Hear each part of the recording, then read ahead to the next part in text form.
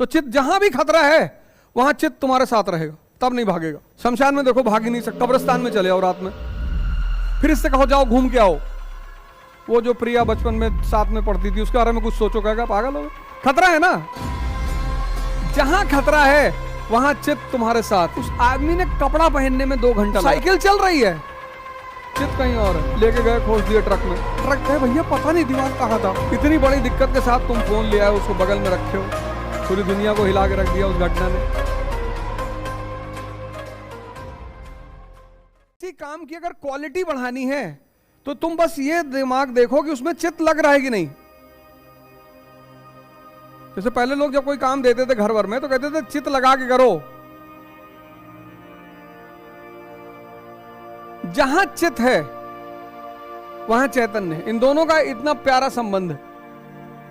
तो जब तुमने साइकिलिंग शुरू की तो चित्त तुम्हारा साइकिलिंग में है, क्योंकि खतरा है ना, गिर जाओगे, हाथ टूट जाएगा, पैर टूट जाएगा।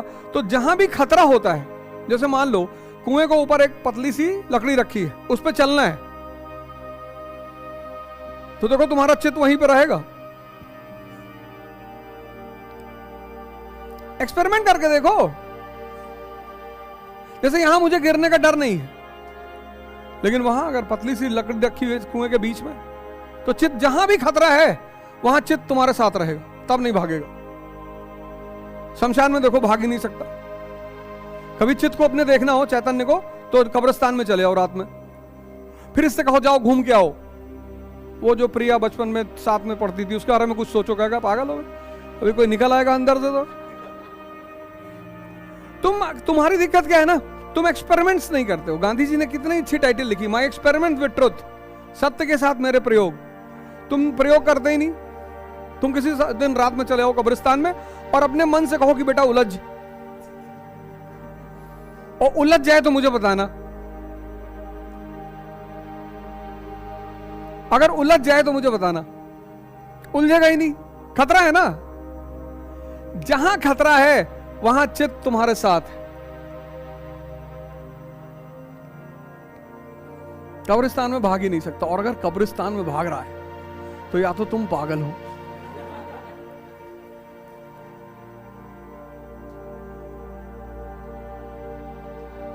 नहीं भागेगा। रात में जाओ 2 बजे, इतनी कहानियां हैं कब्रिस्तान की। तो लेकिन जैसे ही तुमने, अब देखो एक बात, जैसे ही तुमने साइकिलिंग सीख ली, जब सीख रहे थे तो बड़े अटेंटिव थे, जब सीख ली, साइकिल चलाना आ गया, अब नहीं गिरते, तब साइकिल चल रही है, चित्त कहीं और है।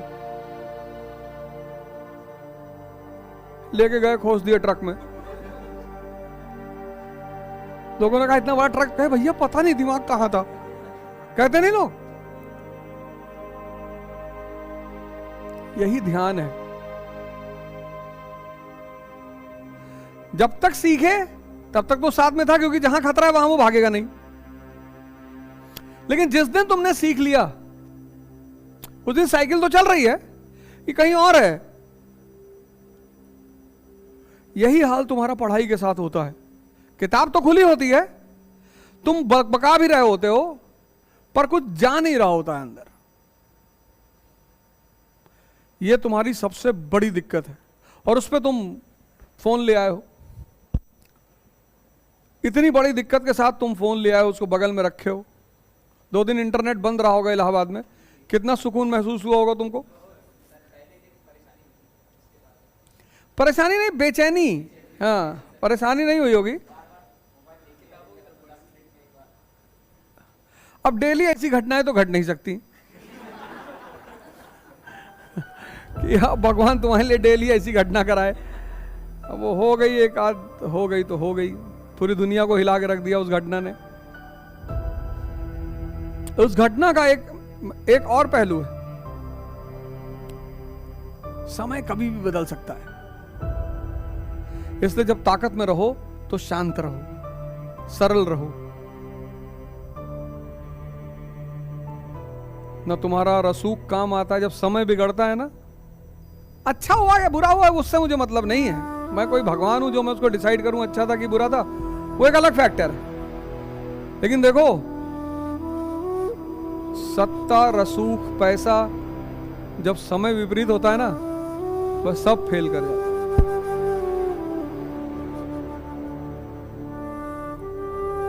सब वो तीनों कह रहे हैं कि हमको नाम कमाना था। तो सिट वाले रिमांड पे इंक्वायरी कर रहे हैं ना, तो कह रहे हैं हमको यूपी का माफिया बनना है। उसमें एक तो 18 साल का है अरुण मौर्य,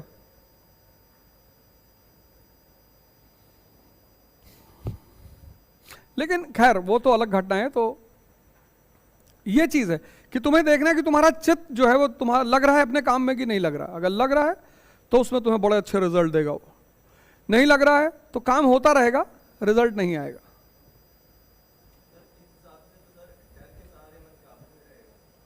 डर, तभी तो माँ बाप स्कूल भेजते थे, उसी सिद्धांत पे जिसकी तुम बात कर रहे हो। बचपन उसी में तो बीता कि या तो टीचर फुटबॉल बना देगा और या बाप बना देगा। डर, अब उस डर ने क्या किया। अब हाँ, बहुत बढ़िया बात तुमने कही। वो जो 15 साल डर में बीता टीचर का और बाप का, उस डर ने ग्रेजुएशन में ही आते ही बेअंदाज बना दिया कि अब मारो। तो वो डर कितना नेगेटिव बन गया बाद में। पढ़ाई शौक होना चाहिए, भय नहीं होना चाहिए। और इस देश में पढ़ाई भय है। न चौरहार्यम न भ्रत भाज्यम न राजहार्यम न चाभारकार।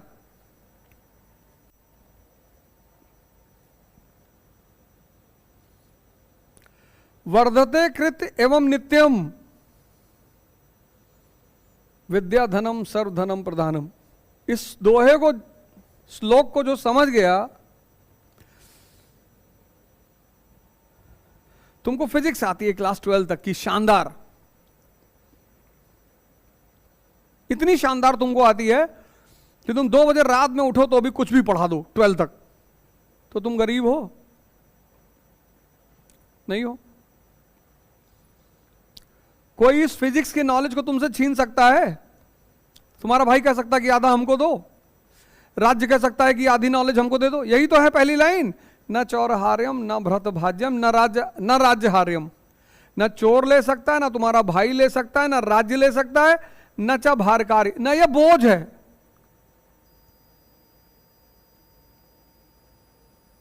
न यह भार है। पहला लाइन यही है, न च भारकार।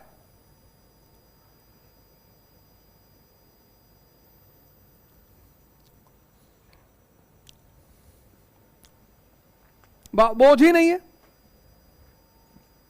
और बांटने से बढ़ता है।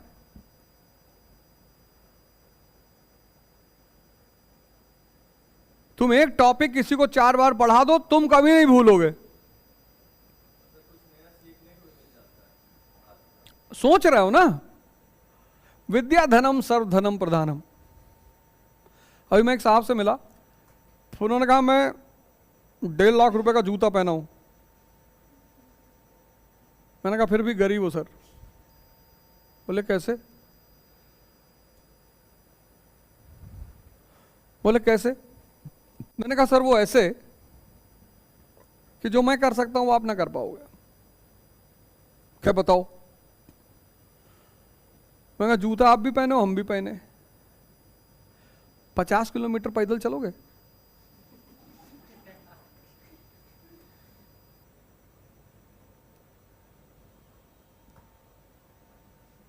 और जो गिर जाएगा वो दूसरे को 5 करोड़ रुपया देगा।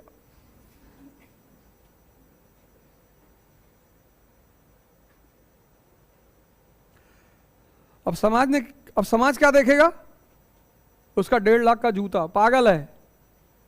लेकिन जो बुद्धि खुली हुई है ना, वो देखेगा कि 50 किलोमीटर पैदल चल रहा है, शक्ति तो इसके पास है।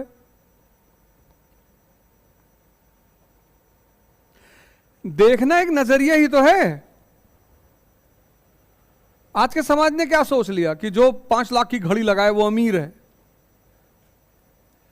जो 2 लाख का जूता पहन रहा है वो ये सब भिखमंगे हैं।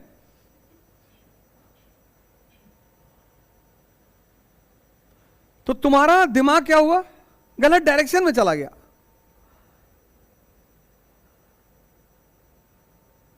सुबह उठे 4:30 बजे,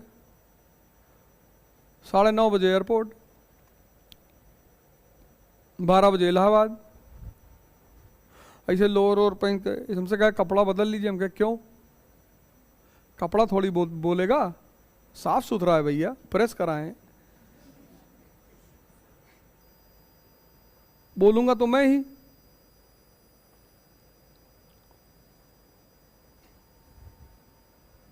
यहां पे कोचिंग चलती थी इंसर्च, 98 कुंदन राय चलाते थे। अब तो इलाहाबाद, अब तो वहां रहते हैं बनारस में, ट्रांसपोर्ट का धंधा है। कुंदन राय, विनोद राय 2 लोग चलाते थे, गाजीपुर के हैं दोनों लोग। डीजे हॉस्टल के सामने थी डायमंड जुबली।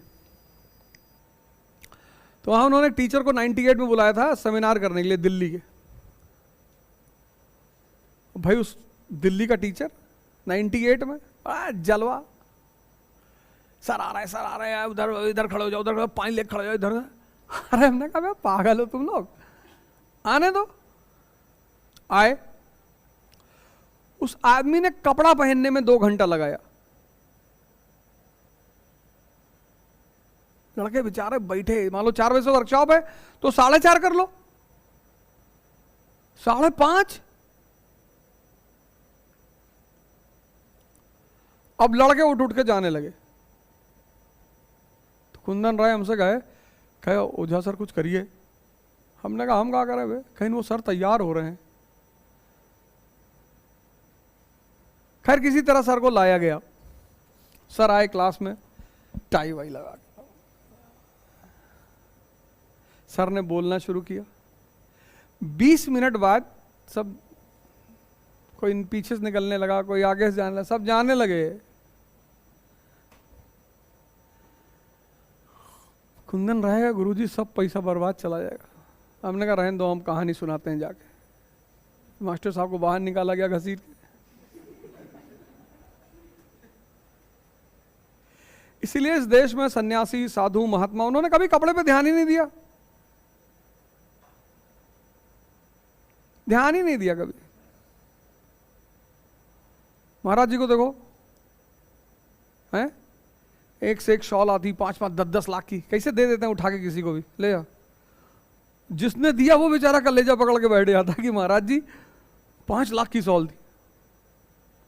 अड़गन महाराज की बात कर रहे हैं। तो कोई लाया था, कोई भक्त लाया था, शॉल लाया था, तो 5 लाख रुपए की शॉल थी। पश्मीना शॉल होती नहीं है, तो 5 लाख रुपए की शॉल थी। वो दिया हुआ, पैर वैर पकड़ा कि बहुत अच्छा है, बहुत अच्छा है। बस किसी को बुलाए, भीड़ में से किसी लेडी को बुलाए, इधर ले शाल ओढ़ ले। अब तुम तो दे दिए भाई, हम ये घड़ी उतार के तुमको दे दिए, तो अब तुम्हारी हो गई ना, और तुमने इसको उठा के नीचे फेंक दिया। मैंने उस आदमी को देखा जो लाया था, वो तो बेचारा कि अरे